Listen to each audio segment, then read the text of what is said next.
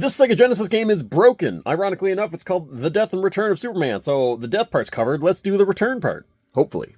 The owner bought this game, brought it home, and found out it was completely dead, so he sent it to me, so hopefully we can fix it. Opening these just requires you to remove the two 4.5mm game bits. With those out, the back shell will come right off and you can pull out the board. Now this board actually looks to be pristine. Because the pins are so clean, this leads me to believe that it's going to be a problem with one of the traces. So I went pin to pin using continuity to test every single trace to ensure that there's no breaks in the electrical pathways. And I couldn't find anything wrong. Next, I checked the pins in the chips to see if there's any cold solder joints, and it didn't look like any, but just to be safe, I reflowed them anyways. Once these are reflowed, I'm just going to crack out the old Genesis and test. Just to be sure though, I haven't used this in a little while, so I want to test it with a game I know that works, so one of my favorites for the Sega Genesis, Super Mario.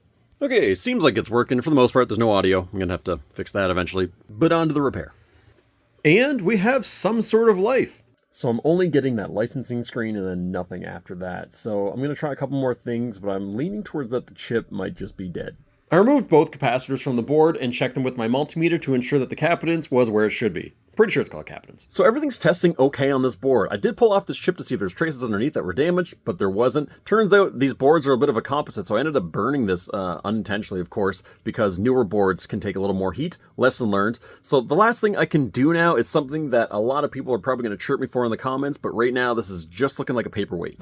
I saw online that some other people were saying if you just get that licensing screen, it's a contact problem. Now these are all clean, so what I'm going to do is add solder just to kind of make them a little thicker. And again, I know people are like, oh, you don't put solder on the gold, blah, blah, blah, blah, blah. This is literally not working. So if this works, I can at least change this motherboard with something else. So let's try it. Okay. And nothing.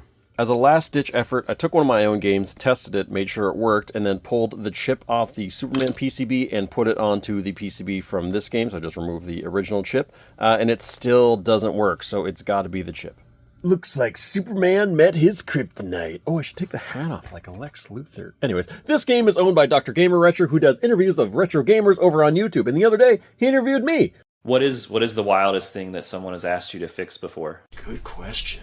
So head on over to his channel if you want to see it. Extra bummed I couldn't save this one, because now I just got to broadcast that failure to everybody. So let's save the consoles, or try to, anyhow.